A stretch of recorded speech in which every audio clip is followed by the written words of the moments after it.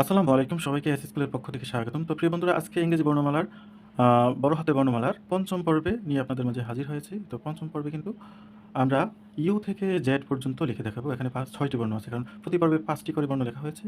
Last পর্বে কিন্তু ৫টি লিখলে ২৫টি হয়ে যায়, যেটার জন্য আরেকটা ভিডিও বানাতে হয়, দরকার নেই। আমরা এই পঞ্চম পর্বেই কিন্তু জেড যুক্ত করে শেষ করে দিব। তো লেখাগুলো সুন্দর করে লিখতে হলে আমরা জানি প্র্যাকটিস করার কোনো বিকল্প নেই। প্র্যাকটিস করতে হবে, বেশি বেশি লিখতে হবে। তো আমরা ইউ থেকে আজকে শুরু করব। তো শুরু করা যাক। ইউ লিখতে হলে কিন্তু প্রথমে কী করতে হবে? এইভাবে এনে বাঁকা করে উপরে তুলে দিতে হবে, তারপরে এভাবে একটি টান দিয়ে দেবো, ইউ হয়ে গেল। আমি আবার দেখাচ্ছি, এভাবে এনে বাঁকা করে উপর তুলে দিব, তারপরে মাত্রা বের করে দিব, ইউ হয়ে গেল। এভাবে এনে এই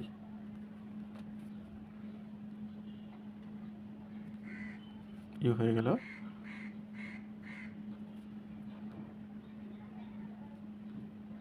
প্রতিটি বর্ণ কিন্তু বারবার প্র্যাকটিস করতে হয়। এভাবে বাঁকা এনে এভাবে এনে এই ইউ। ইউর পরে এখন ভি লিখবো। ভি লিখতে হলে অ্যাঙ্গেল করে নিচে নামাবো, আবার অ্যাঙ্গেল করে নিচ থেকে উপরে তুলবো, ভি হয়ে গেল। অ্যাঙ্গেল করে নিচে নামাবো, অ্যাঙ্গেল করে উপরে তুলে দিব।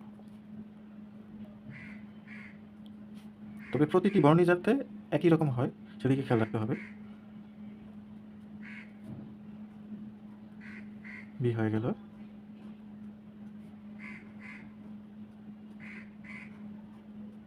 ভি।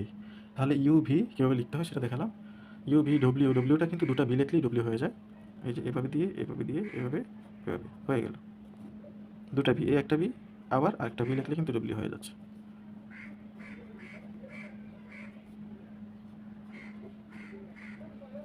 তবে এই টানটি কিন্তু সোজা হতে হবে, সোজা না হলে লেখা সুন্দর হবে না। এই যে এভাবে সোজা হতে হবে।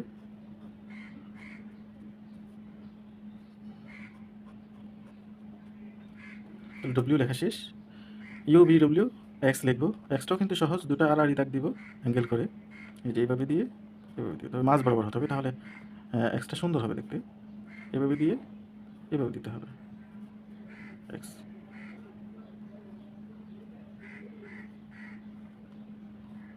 মানে একটি করজ দিয়ে দিলে কিন্তু এক্স লেখা হয়ে যায়, তবে করজের দাগগুলো হতে হবে সোজা সুন্দর। এভাবে টেনে এভাবে দিতে হবে, তাহলে কিন্তু এক্স হয়ে যাচ্ছে। এক্সটা লেখা কিন্তু খুবই সহজ। এভাবে দিয়ে এভাবে হয়ে গেল। তো বন্ধুরা, আমরা ইউ ভি ডব্লিউ এক্স, এখন ওয়াই লিখবো। ওয়াইটা কিন্তু আরও সহজ। ওয়াইটা হচ্ছে এক ধরনের ভি। ভিটা যেভাবে লিখছেন সেটা ওয়াইটাও কিন্তু একইভাবে লিখবেন, তবে একটু ব্যতিক্রম। সেটা হচ্ছে দেখাচ্ছে, এভাবে দিয়ে এভাবে উঠাবেন, ওঠানোর পরে এই সোজা করে একটি দাগ নিচে নামিয়ে দেবেন। আগে আমরা ভি লিখবো, লিখে ওখান থেকে একটি সোজা দাগ নিচে নামিয়ে দেব। এই যে হয়ে গেল ওয়াই।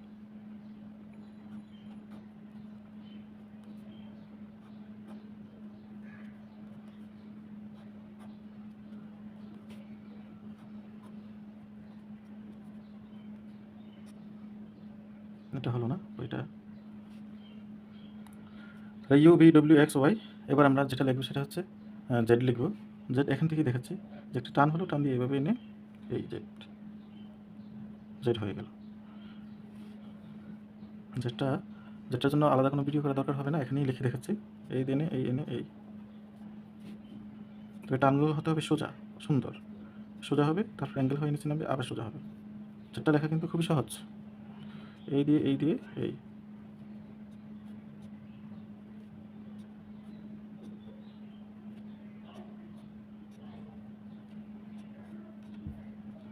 তো প্রিয় বন্ধুরা, আশা করি ভিডিওটি ভালো লেগেছে। ভালো লাগলে অবশ্যই ভিডিওতে একটি লাইক দিয়ে দিবেন, কমেন্ট করবেন, এবং দয়া করে চ্যানেলটি সাবস্ক্রাইব করে রাখবেন, যাতে এই ধরনের ভিডিওগুলো আপনি পেয়ে যেতে পারেন খুব সহজে।